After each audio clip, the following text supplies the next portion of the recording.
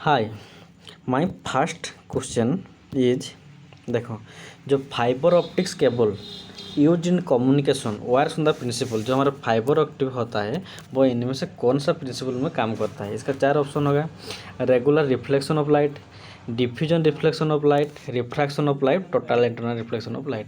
तो इसका आंसर होगा total internal reflection of light. ये ऑप्टिकल फाइबर क्या होता है?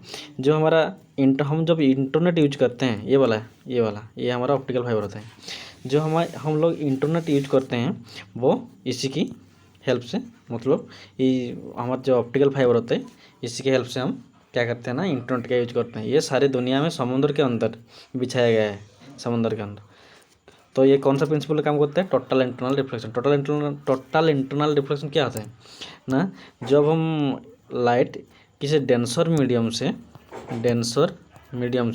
रेयर मीडियम को लाइट एमिट करेंगे तो क्या होगा, ये नॉर्मल होता है। अगर हम इसी पॉइंट पे लाइट एमिट करेंगे तो क्या होगा ना, ये जो नॉर्मल से थोड़ा डिस्टेंस, ये वाला एंगल थोड़ा बढ़ जाएगा। हम और थोड़ा इधर एंगल इधर बढ़ाएंगे तो इधर भी और थोड़ा एंगल बढ़ जाएगा। तो इसे धीरे धीरे जो अगर बढ़ाएंगे तो एक टाइम आएगा जब ये दोनों एंगल कितना होगा, 90 डिग्री होगा। तो जिस एंगल पे हम जो हमारा इस एंगल को कहते हैं इंसिडेंट एंगल, जिस इंसिडेंट एंगल पे हमारा जो रिफ्रैक्टेड लाइट होता है वो नॉर्मल से 90 डिग्री बनता है, उसको हम कहते हैं क्रिटिकल एंगल। उसे क्या कहते हैं हम? क्रिटिकल एंगल कहते हैं। और क्रिटिकल एंगल से हम और थोड़ा बढ़ा देंगे एंगल ऑफ इंसिडेंट लाइट का, देन ये उसी मीडियम को वापस रिटर्न करेगा। तो इसे हम क्या कहते हैं? इसको हम कहते हैं टोटल इंटरनल रिफ्लेक्शन। यही टोटल इंटरनल रिफ्लेक्शन जो प्रिंसिपल होता है, इसी प्रिंसिपल में हमारा ये जो फाइबर ऑप्टिक्स केबल काम करता है। तो इसका आंसर क्या होगा? Total internal reflection. The next question क्या है? नेक्स्ट क्वेश्चन है हमारा, जो hydrochloric acid secreted by the cell lining the hydrochloric acid means HCl, hydrochloric acid, ये हमारा बॉडी के अंदर किस पार्ट में सिक्रेशन होता है? तो इसका आंसर होगा स्टोमक। ये देखो, इधर स्मॉल इंटेस्टाइन, लार्ज इंटेस्टाइन सब है। तो स्टोमक के अंदर कौन सा एसिड सिक्रेशन होता है ना? Hydrochloric acid. ये याद रखना पड़ेगा, स्टोमक के अंदर ऑप्शन नंबर बी होगा। और स्टोमक के अंदर हमारा हाइड्रोक्लोरिक एसिड सिक्रेशन होता है, तो option number B. Then next question क्या है? नेक्स्ट क्वेश्चन है डायमेंशन वाला। तो डायमेंशन किसका डायमेंशन? ये जो हमारा ML T का -2, ये किसका डायमेंशन है? ऑप्शन 4 है फोर्स का, वर्क डन का, एक्सलरेशन का, वेलोसिटी का। इनमें ये 4 ऑप्शन है, इनमें से किसका डायमेंशन ML T का -2 होता है? तो देखो, हम पहले से देखेंगे। पहला ऑप्शन फोर्स है। फोर्स इक्वल टू क्या है? Force equal to mass into acceleration. Mass रहेगा, acceleration is equal to distance by time का square. Then mass into distance के बदले हम क्या लिखेंगे? L लिखेंगे। T के बदले अगर T को हम ऊपर ले जाएंगे तो -2 होगा। देखो, मास को M लिखेंगे, L को L लिखेंगे, T को T का -2। तो M का 1, L का 1, T का -2। तो ये किसका डायमेंशन है? फोर्स का। तो आंसर होगा, फोर्स का डायमेंशन क्या है हमारा? ये ऑप्शन का आंसर होगा फोर्स इक्वल टू M का पावर 1, L का पावर 1, T का -2। इसका आंसर यही है। देन नेक्स्ट क्वेश्चन है फोटो इलेक्ट्रिक इफेक्ट क्या होता है? 4 ऑप्शन है। जो हमारा इंस्टेंटेनियस प्रोसेस होता है, डिले प्रोसेस होता है, एमिशन ऑफ प्रोटॉन होता है, एमिशन ऑफ न्यूट्रॉन होता है। देखो, इसका आंसर होगा पहला ऑप्शन नंबर 1 होगा। ऑप्शन क्या? It is a instantaneous process. अगर इनमें से और एक ऑप्शन होता है एमिशन ऑफ इलेक्ट्रॉन, तो वो ऑप्शन सही होता है, लेकिन वो एमिशन ऑफ इलेक्ट्रॉन नहीं है। यहाँ पर न्यूट्रॉन है, प्रोटॉन है, लेकिन इलेक्ट्रॉन का एमिशन नहीं है। तो इसलिए आंसर क्या होगा ना? Instantaneous process. देखो कैसे होता है instantaneous process. Photo electric effect, अगर हम किसी मेटल पर, ये तो देखो, light can strike on the surface some metal causing electron to be generated. अगर हम किसी मेटल के ऊपर लाइट इंजेक्ट करेंगे तो क्या होगा ना, यहाँ से इलेक्ट्रॉन एमिशन होगा। इसको हम क्या कहेंगे ना? फोटो इलेक्ट्रिक इफेक्ट कहते हैं। इसमें no matter how brightly light shines electron are ejected only. इसमें डिपेंड करता है किसी भी एनी वे हमको इलेक्ट्रॉन एमिशन करना है। लाइट कितना ब्राइट हो, कितना कम ब्राइट हो, कितना ज़्यादा ब्राइट हो, वो डिपेंड नहीं करता है। क्या किस पर डिपेंड करता है? हमको एनी वे हमको इलेक्ट्रॉन एमिशन करना होता है। जब इलेक्ट्रॉन एमिशन होगा उसको हम क्या कहेंगे? उसको हम फोटो इलेक्ट्रिक इफेक्ट कहेंगे। Then next question, which one of the following does not contain silver. देखो इनमें से 4 ऑप्शन है, सब में सिल्वर लगा है। जर्मन सिल्वर, हॉर्न सिल्वर, रबी सिल्वर, लूनर कॉस्टिक, सब में सिल्वर है। लेकिन ये जो 4 ऑप्शन है इनमें से इसका किसका कंपोजिशन में सिल्वर नहीं लगा है? तो इसका आंसर होगा जर्मन सिल्वर। जर्मन सिल्वर में सिल्वर का यूज नहीं होता। देखो जर्मन सिल्वर कंपोजिशन क्या है? कॉपर का, निकल का, जिंक का, इसमें सिल्वर नहीं है। कॉपर कितना परसेंट? 50 to 61% तक, निकल 21 से 30% तक, जिंक का 17 से 19% तक यूज होता है। तो इनमें से जो जर्मन सिल्वर होता है उसका कंपोजिशन में हमारा क्या नहीं है? सिल्वर नहीं है। ये तो आंसर होगा हमारा German silver. Then next question क्या है?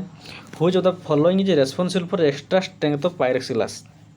जो हमारा पायरेक्स ग्लास होता है उसका जो स्ट्रेंथ होता है उसे थोड़ा बढ़ाने के लिए हम क्या और किसको यूज करते हैं? तो आंसर होगा क्या हमारा? जो पोटासियम कार्बोनेट नहीं, wrong. Lead oxide wrong. Borax, ferric oxide, ये आंसर होगा बोराक्स। बोराक्स को और क्या कहते हैं? बोरोसिलिकेट भी कहते हैं हम, बोराक्स और बोरोसिलिकेट। अगर हम पायरेक्स ग्लास में बोरोसिलिकेट और बोराक्स का यूज करेंगे तो क्या होगा ना, जो उसका स्ट्रेंथ है और स्ट्रॉन्गर कितना टाइम ज़्यादा होगा? 4 to 6 टाइम ज़्यादा हो जाएगा। तो जितना स्ट्रेंथ था उससे 4 से 6 टाइम्स 6 टाइम्स ज़्यादा हो जाएगा। तो उसमें क्या होगा? पायरेक्स ग्लास टू भी तो हीट ज़्यादा जितना heat, shock, chemical and scratches ये जितना था उसे ज़्यादा टॉलरेट कर पाएगा, रेजिस्टेंट कर पाएगा। तो इसीलिए हम पायरेक्स ग्लास में हम क्या यूज करते हैं? बोराक्स का यूज करते हैं। तो आंसर होगा borax. Next question, time period of a pendulum when taken to moon. तो क्या होगा? देखो एक बार देखो, जो पेंडुलम का टाइम पीरियड का फॉर्मूला क्या था? T = 2 pi length of the pendulum divide by acceleration due to gravity का होल रूट ओवर। ये जो ग्रेविटी का वैल्यू होता है जो अर्थ पर होता है, अगर हम उसी जी का वैल्यू मून पर लेंगे तो उसका जी का वैल्यू कितना होगा ना? 1/6 टाइम होगा। अगर तो 1/6 टाइम हो जाएगा तो डिक्रीज होगा। तो अगर जी का वैल्यू डिक्रीज होगा तो टाइम पीरियड ज़्यादा रहेगा। तो टाइम पीरियड ऑफ पेंडुलम क्या होगा? मून में, अगर मून में जी का वैल्यू घटेगा या कमेगा तो टाइम पीरियड बढ़ेगा। तो इसका आंसर होगा इंक्रीज होगा। तो इसका फार्मूला टी, या थोड़ा याद रखो इसका फार्मूला क्या है पेंडुलम का? T = 2 पाई L/g का होल रूट ओवर। मून में जी का वैल्यू डिक्रीज रहे घटेगा तो इस टाइम पीरियड बढ़ेगा। तो आंसर होगा option number D. The next question क्या है?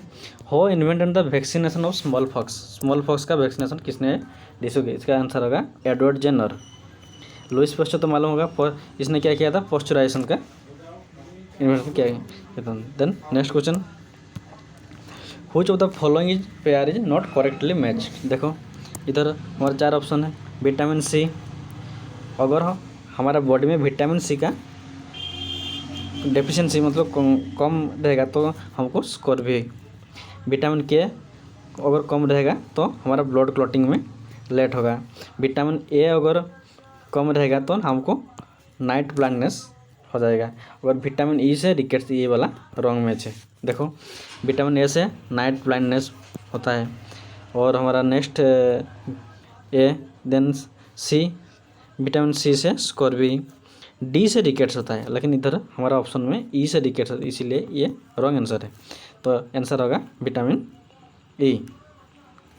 आंसर होगा ये वाला विटामिन, ऑप्शन डी होगा आंसर, क्योंकि विटामिन डी के कम होने से हमको रिकेट्स होता है। तो आंसर क्या होगा? डी।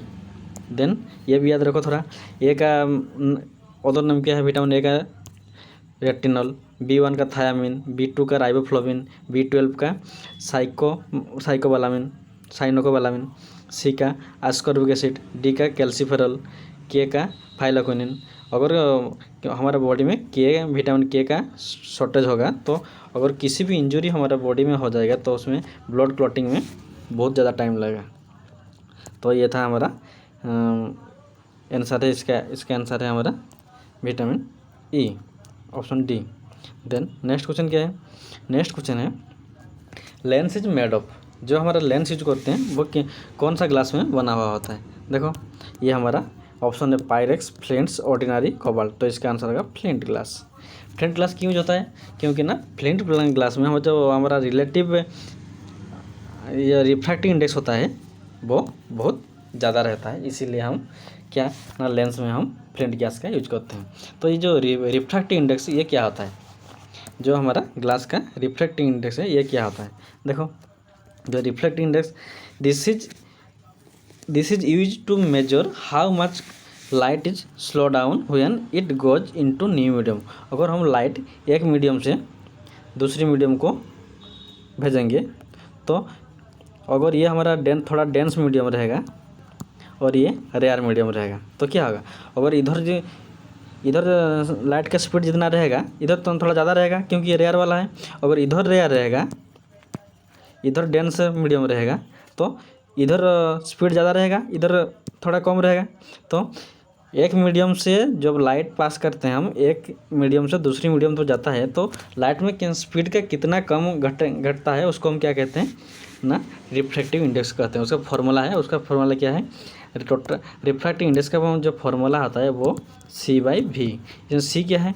जो C होता है ये हमारा स्पीड का, लाइट का स्पीड होता है किस में? वैक्यूम में, speed of light in vacuum. और V क्या है? स्पीड ऑफ लाइट इन उसी मीडियम पे, जिस मीडियम पे हम भेज रहे हैं, तो मीडियम पर। तो हमारा वैक्यूम में स्पीड कितना है लाइट का? 3 × 10⁸ मीटर पर सेकेंड। ये बोलो, याद रखो। Thank you.